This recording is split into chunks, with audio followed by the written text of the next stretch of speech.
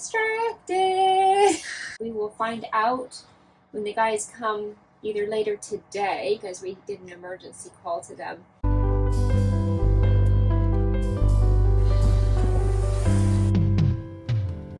We ran out of water, so Stephen was filling up the tanks. And he came down and said, I'm about to fill up tank 3.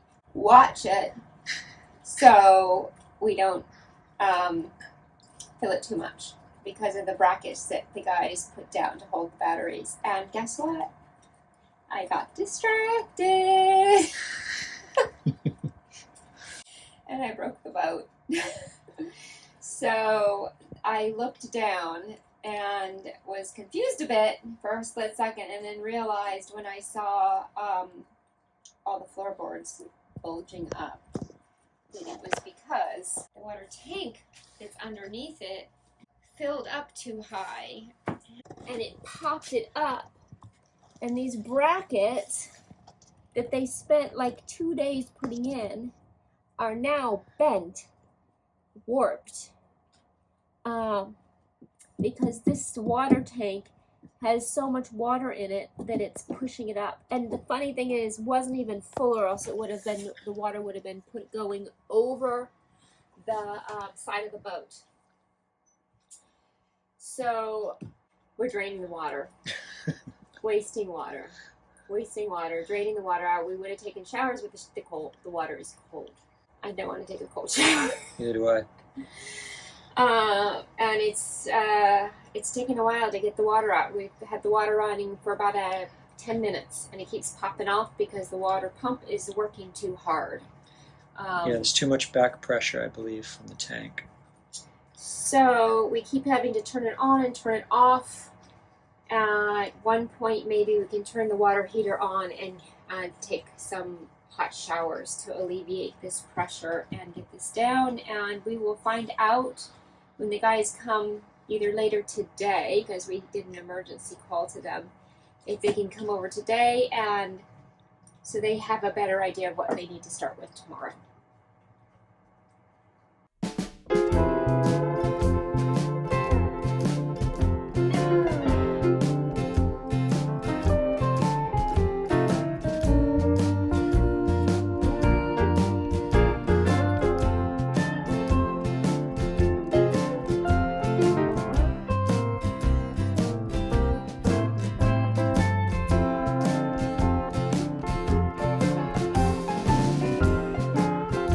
Down here, the boat's a total mess, but we're making some progress.